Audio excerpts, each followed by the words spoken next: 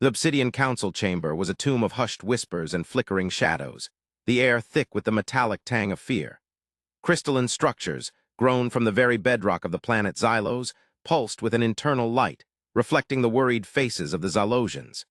Each member of the ruling council, their chitinous exoskeletons gleaming under the artificial suns, radiated an aura of barely contained anxiety. The absence of the high speaker, a silence that echoed louder than any pronouncements, spoke volumes about the gravity of the situation. Before them, a holographic projection shimmered, a fragmented, corrupted transmission from the distant Cathar system, the last known location of the scouting fleet dispatched to assess the threat known as humans. The Cathar, a race renowned for their technological prowess and strategic ruthlessness, had vanished without a trace, leaving only this spectral, broken testament to their demise. The initial reports, dismissed as fantastical exaggerations, were now chilling prophecies. The whispers intensified, a chorus of apprehension that seemed to vibrate through the very stones of the chamber. A Xylosian elder, his carapace etched with the intricate patterns of a lifetime devoted to strategic contemplation, shifted uneasily. His multifaceted eyes, capable of perceiving a wider spectrum than most, registered the fluctuations in the council members' biosignatures, the subtle releases of pheromones betraying their mounting dread. The Cathar, he rasped, his voice a low, gravelly rumble, were confident, overconfident. They mocked the reports, dismissed the warnings. They underestimated the humans. The word hung in the air, heavy with unspoken dread. Underestimation in the face of the unknown was a gamble they could not afford. The holographic display flickered again, resolving momentarily into a jumbled mess of energy signatures before collapsing back into static. Another council member, a younger Xylosian whose carapace still retained the vibrant hues of youth, leaned forward, his mandibles clicking in agitation. The fleet's last transmission it spoke of a weapon unlike anything we have encountered. It rendered their shields useless, their ships disintegrating. They called it a kinetic strike. They said it had no visible energy signature, nothing to track, nothing to defend against. He paused, his voice faltering. The implications were devastating. Technological supremacy, the cornerstone of their civilization's security, meant nothing against an enemy that defied their understanding of physics, an enemy that could simply strike. High Strategist, a veteran of countless galactic conflicts, finally broke the silence. His presence was a bulwark of calculated calm, a necessary anchor in the swirling vortex of panic. His gaze swept the chamber, piercing the anxious expressions of his colleagues. We have received fragmented data packets from the remnants of the scouting probes. They were equipped with long-range sensors designed to penetrate any stealth technology. The data confirms the Cathar's last words. The destruction was absolute. The probes recorded no energy buildup, no warp signatures, nothing. The attack, it was instantaneous, localized, and efficient. He chose his words carefully, each syllable carrying the weight of his experience. The silence returned, more profound than before. This was not a war of fleets and weapons. It was a cosmic execution. A senior diplomat, a Xylosian renowned for her diplomatic finesse, offered a dissenting voice, trying to inject a dose of pragmatism into the atmosphere of terror. Perhaps the reports are exaggerated. The Cathar were prone to hyperbole when facing adversity. We must analyze the data, not succumb to fear-mongering. Her words, meant to soothe, were met with skeptical stares. They all knew the dangers of underestimating a foe, especially when that foe was alien. Her words held a modicum of value. This was their last and only line of defense, the only logical method of approach in this situation. The High Strategist responded, his voice unwavering. Analysis is ongoing, but the evidence, however limited, points to a terrifying truth. The humans, they possess a weapon beyond our comprehension, and the Cathar, with all their technology, were obliterated. He allowed the statement to hang, a stark pronouncement of the Council's potential doom. We must assume, until we can prove otherwise, that the humans are capable of inflicting the same devastation upon us. The argument continued, a desperate struggle to find a solution. Proposals were made, ranging from immediate mobilization of their defense fleets to a desperate, last-ditch attempt at diplomacy. Each option was weighed, examined, and ultimately rejected. Mobilization meant exposing themselves, inviting an attack. Diplomacy, based on what little data they had, seemed like a suicidal gesture. They were at a stalemate, frozen in fear, facing an enemy they knew nothing about. Days bled into weeks, the council chamber becoming their prison, the holographic projection a constant reminder of their impending doom. The Xylosians, a species accustomed to a measured, methodical approach, found themselves adrift in a sea of uncertainty. The reports continued to filter in, fragments of information from the destroyed scout ships, adding more pieces to a terrifying puzzle. The humans, it seemed, were not just powerful, they were also inscrutable. Their actions defied logical explanation. Their motives were utterly unknown. The only thing they knew for certain was this: they were deadly. Then a breakthrough.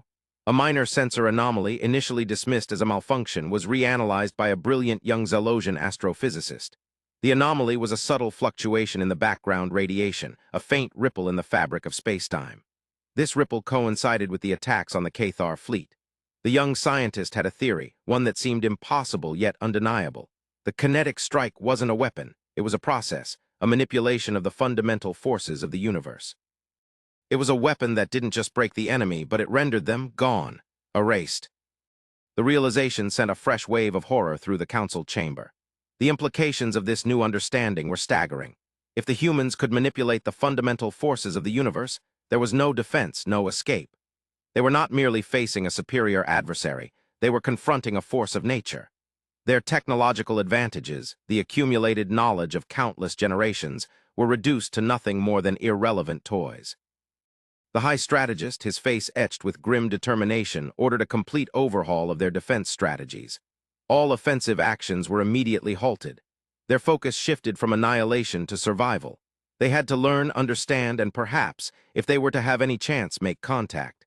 The Zalosians would learn the truth, whether they wished to or not. Weeks turned into months, each filled with tense anticipation. After the initial wave of chaos, a new resolve began to take hold. The Council authorized the establishment of a special task force dedicated to deciphering any available information about the humans. Every scrap of data, every sensor reading, every fragmented transmission was meticulously analyzed.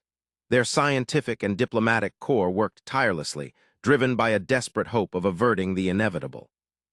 Then came the first sign, a message of sorts. A distress beacon not from the doomed Cathar, but from a system on the edge of Zalosian space, a system that had been silent for centuries. The beacon contained a complex signal, a sophisticated stream of information that seemed almost deliberately constructed to be understood, a plea for help. The message was decoded, slowly, painstakingly, revealing a series of images and symbols, of blueprints and schematics, of poetry and philosophical treatises. It was a message of peace, a plea for understanding. The images were of Earth, a vibrant planet teeming with life, and of the humans, who instead of their initial image of faceless destroyers were depicted as creators. They were not just destroyers, but also builders, artists, and explorers. A debate erupted within the council. Was it a trap, a calculated ruse, or was it, against all odds, genuine? The risk was undeniable, but the potential rewards, a chance to understand the humans, a chance for peace, were too tempting to ignore. After a protracted and agonizing deliberation, the council voted. They decided to respond. A single Zalosian warship, the Silent Dawn, was dispatched. On board, a crew of the most highly trained diplomats, scientists, and strategists. Their mission, to make first contact. Their directive, to avoid conflict at all costs. Their hope, to survive. The weight of their civilization rested upon their shoulders. As the Silent Dawn sliced through the void, heading towards the unknown, the crew held their breath, fearing the worst and hoping for the best. The journey was long, punctuated by moments of intense anxiety and careful observation. They monitored the human system, observing their energy signatures, their communications, their movements. They saw no hostile activity, no indication of impending attack. They detected instead an advanced system of satellites and orbital stations, a vast network of communication, and a clear signal of welcome. The closer they got, the more their fears began to wane. Finally, the Silent Dawn reached its destination. Before them lay a human space station, a marvel of engineering, a symbol of their technological prowess. The Zalosians held their breath as they approached, their shields up, their weapons prepared. They were met with an unexpected welcome, a reception of peace. A welcoming committee emerged from the space station in sleek, unarmed craft, extending their welcome. The human delegation was led by a woman, her face open and friendly, her eyes full of intelligence. She spoke in their language, a language they had diligently studied, a language of warmth, of peace. She introduced herself as Captain Eva Rostova of the United Earth Stellar Command. She welcomed them in the name of the humans. The Zalosians, bewildered and relieved, returned the greeting, introducing themselves and their purpose. They expressed their trepidation, their fear, and the origins of their fear. Rostova listened patiently, her expression never changing. When they were finished, she responded, her voice calm and reassuring. "We understand your concerns," she said. "We have observed your preparations, the frantic fear that gripped you. We understand your fear of the unknown. There is nothing to fear. We too were once afraid, but we have learned that fear is the greatest enemy of progress. The most deadly weapon of all is fear, as it can be used to destroy civilizations. We have learned to embrace the unknown, to seek understanding, and to build bridges instead of walls." The initial meeting was a revelation.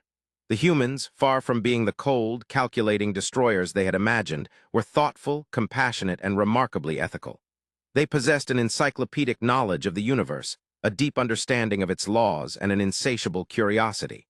They welcomed the Zalosians as equals, sharing their knowledge and offering their friendship. The tour of the human space station was an experience. The Zalosians observed their advanced technologies, the intricate mechanisms that allowed them to manipulate space and time. But they saw something else, too. They saw that these technologies were not used for aggression, but for exploration, for research, for the betterment of all. The humans were not building weapons, they were building worlds. The Zalosians were invited to a human home. The atmosphere was welcoming and the conversation was astonishing. They talked of their history, their philosophy, their dreams for the future. They discussed art, music, science, the nature of consciousness. They spoke of cooperation, of unity, and of a shared destiny among the stars. The Zalosians learned the secret of the kinetic strike. It wasn't a weapon. It was a method of defense, a last resort used only in response to a direct threat. They learned the reason for the obliteration of the Cathar fleet. The Cathar, driven by greed and a desire for conquest, had attacked a human colony, slaughtering innocents. The kinetic strike was the response, a defense of human life. The humans did not kill indiscriminately, but only when they had no other choice. Slowly, the truth began to emerge. The humans were not a threat, but a beacon of hope. They had been observing the galaxy, protecting it from those who would seek to destroy. They were guardians, protectors, and keepers of the cosmic balance. As days turned into weeks, the relationship between the Zalosians and the humans blossomed. They shared knowledge, technology, and cultures, forging a bond of trust and mutual respect. The fear that had once paralyzed the Zalosian Council was replaced by a sense of hope, a belief in the possibility of a brighter future. The humans offered them an alliance, a defensive pact against any threat that might arise, a commitment to mutual aid and support. The Zalosians accepted, their hearts filled with gratitude and a newfound sense of purpose. Together, they would face the unknown. Together, they would face whatever the future held. The first major joint operation of the two civilizations was a deep space survey. This survey revealed a far deeper threat than they had ever imagined, a dark force that lurked in the shadows of the galaxy. It was a threat that had been hidden for eons. As they scanned through the galactic core, a faint signal was detected, a signal that was emanating from the heart of a dead system, a remnant of a long-lost civilization. The source was a colossal megastructure, a Dyson sphere of unimaginable size that had been deliberately abandoned. The signal was the most important finding of the survey. The signal, transmitted over trillions of light years, contained a single, chilling message: "They are coming." The message changed everything. The humans, despite their advanced technology and their ethical foundation, were not the most advanced civilization in the galaxy. They had once faced this threat and nearly been destroyed. It was a threat that preyed on fear and division, a parasitic force that sought to consume all life. This threat had not yet appeared, but the signal confirmed they were coming. The fight that had only just begun for the Zalosians had been going on for eons for the humans. The combined fleets of the Zalosians and the humans began preparing for the inevitable. The preparation was daunting and the odds were stacked against them. But they had the one advantage that the parasitic force did not have. They had found unity. They had found friendship. They had found the will to fight. The humans' greatest strength had always been, not technology, but their capacity for love and connection, their ability to find common ground in the face of impossible odds. The last act would be the most epic battle ever fought in the galaxy.